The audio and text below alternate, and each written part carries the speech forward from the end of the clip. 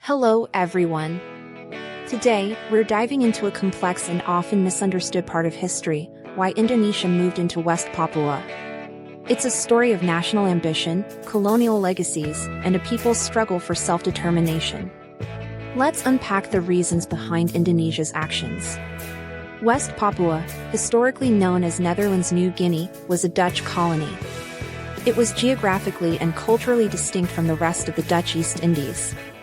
The Papuan people have unique customs and identities. When Indonesia declared its independence from Dutch rule in 1945, it claimed all territories that were part of the Dutch East Indies. This included West Papua, which Indonesia referred to as Irian Jaya. Indonesia saw West Papua as an integral part of its new nation. It was crucial for national unity, completing the vision of a single country from one end to the other. However, the Netherlands had different plans for West Papua. They intended to guide the region towards its own independence. They were developing local institutions and even introduced a Papuan flag and a national anthem. This created a major point of contention between Indonesia and the Netherlands. Diplomatic efforts to resolve the dispute failed. In the early 1960s, Indonesia began military incursions into West Papua. This led to a low-level conflict. The international community, especially the United States, became concerned. The Cold War was ongoing, and there was a fear that Indonesia might seek support from the Soviet Union. This led to the New York Agreement in 1962. This agreement transferred administration of West Papua from the Netherlands to a United Nations temporary authority, known as UNTA. Soon after, UNTA transferred control to Indonesia. A key part of this agreement was a promise: the Papuan people would get to decide their own future through an act of free choice. This was meant to be a referendum where Papuans would choose between joining Indonesia or becoming independent. The act of free choice took place in 1969. However, it was highly controversial. Instead of a widespread public vote, only about 1,025 hand-picked Papuan elders participated. These individuals were reportedly pressured and coerced to vote in favor of integration with Indonesia.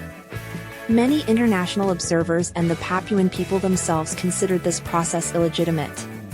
The United Nations General Assembly noted the result but did not explicitly endorse the fairness of the process. So, why did Indonesia push so hard? There were several key reasons. First, territorial integrity. Indonesia viewed West Papua as part of its colonial inheritance.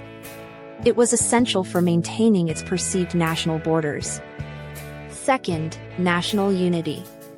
The idea of a unified Indonesia, stretching across the archipelago, was a powerful driving force. West Papua was the easternmost part, completing this vision. Third, resource wealth. West Papua is incredibly rich in natural resources. It has vast deposits of minerals, including gold and copper, as well as timber. This was a significant economic motivator. Fourth, geopolitical strategy. Indonesia wanted to prevent any other power from gaining influence in the region. The integration of West Papua into Indonesia led to ongoing resistance. The Free Papua Movement, or OPM, continues to fight for independence. Human rights concerns have also persisted in the region. This complex history remains a source of deep tension and ongoing conflict. Thank you for watching and learning about this important topic.